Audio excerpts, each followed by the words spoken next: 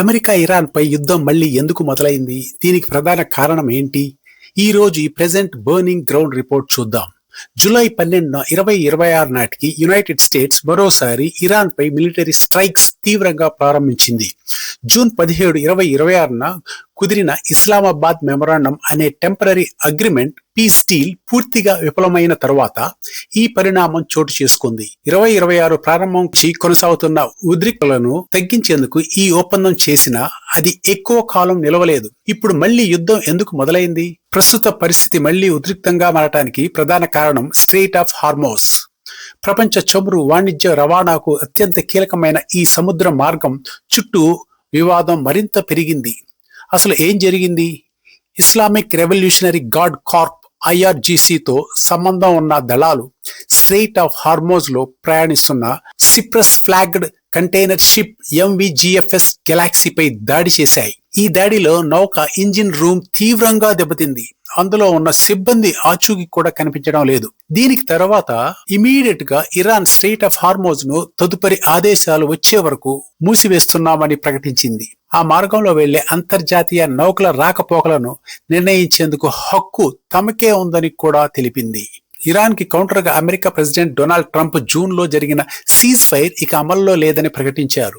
ఆ cargo ship పై జరిగిన దాడికి ప్రతిగా అమెరికా మిలిటరీ ఫోర్స్ ఇమ్మీడియట్ గా రిటాలియేటరీ రివెంజ్ స్ట్రైక్స్ చేపట్టింది. అంతర్జాతీయ నౌకాయానికి ఆటంకం కలిగించే ఇరాన్ సైనిక సామర్థ్యాన్ని బలహీనపరచడమే ఈ దాడుల లక్ష్యమని అమెరికా క్లియర్ గా చెప్పింది. కానీ ఈ ఘర్షణ ఒక్కసారిగా మొదలైంది కాదు.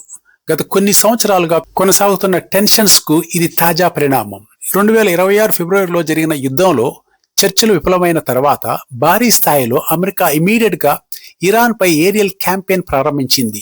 ఆ సమయంలో సుప్రీం లీడర్ అయతుల్లా అలీ ఖమీనీ మరణించినట్లు సమాచారం వెలువడింది. అందుకు అమెరికా ఇరాన్ మధ్య జూన్ 17న ఇస్లామాబాద్ మెమరాండం పై సంతకాలు జరిగినప్పటికీ ఆ ఒప్పందం ఎక్కువ కాలం నిలబడలేదు.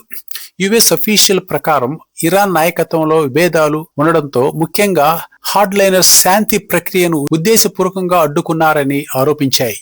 కానీ ఇప్పుడు యుఎస్ స్ట్రైక్స్ తర్వాత పరిస్థితి మరింత విస్తరించింది. ఇరాన్ పొరుగు దేశాలైన Bahrain, Qatar, United Arab Emirates, UAE లోని కొన్ని ప్రాంతాలను కూడా లక్ష్యంగా చేసుకుని అమెరికా దాడులు చేసినట్లు నివేదికలు చెబుతున్నాయి. దీంతో మొత్తం మిడిల్ ఈస్ట్ ప్రాంతంలో భద్రతా పరిస్థితి మరింత ఆందోళనకరంగా మారింది. ప్రస్తుతం అమెరికా ఇరాన్ యుద్ధం పరిస్థితి క్షణక్షణం మారుతుంది. అయితే ఇరాన్ మాత్రం ఈ దాడులను తప్పుగా జరిగిన ఘటనగా అంగీకరిస్తుంది. అంతర్జాతీయ సముద్ర మార్గాలు భద్రతకు హామీ ఇస్తే మళ్లీ చర్చలకు సిద్ధంగా ఉన్నామని US అమెరికా అఫీషియల్స్ తెలిపారు. కానీ ప్రస్తుతం ఇరు దేశాల మధ్య tit for tat military attacks మాత్రం కొనసాగుతూనే ఉన్నాయి. ఒకవేళ అమెరికా మరోసారి ఇరాన్ పై అటాక్ చేస్తే దాని ప్రభావం ఈ రెండు దేశాలకే పరిమితం కాకపోవచ్చు. మిడిల్ ఈస్ట్ మొత్తం మరోసారి ఈ టెన్షన్స్ లో చిక్కుకునే అవకాశం అయితే ఉంది.